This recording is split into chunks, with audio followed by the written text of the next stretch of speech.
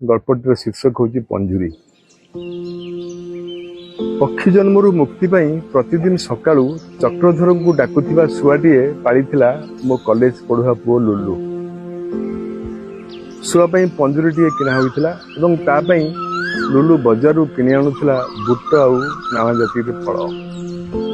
ईश्वर ताकू पक्षी जन्मरू मुक्ति कर दियंतु, किंतु परजन्म से मनीषटीए होई जन्म न नै भारत माटी रे एतिकी कामना मु करुଥିଲି चक्रधर निकट में नीरव।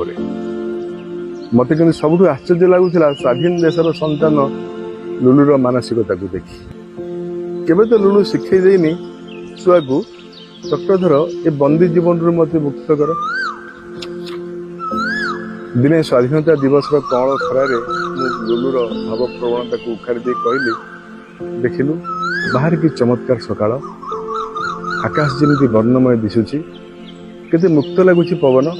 आजिपरी दिन में ए आबद्ध पंजुरी भितर छुआ को मुक्ति दे आम घर स्वाधीनतार दिवस पालन कले केमिति हुंता।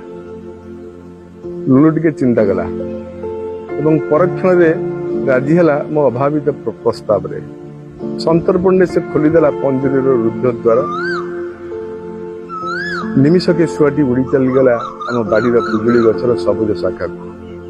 लुलु चलीगला प्यारेड देखा कॉलेज को चली पताका उत्तोलन करने।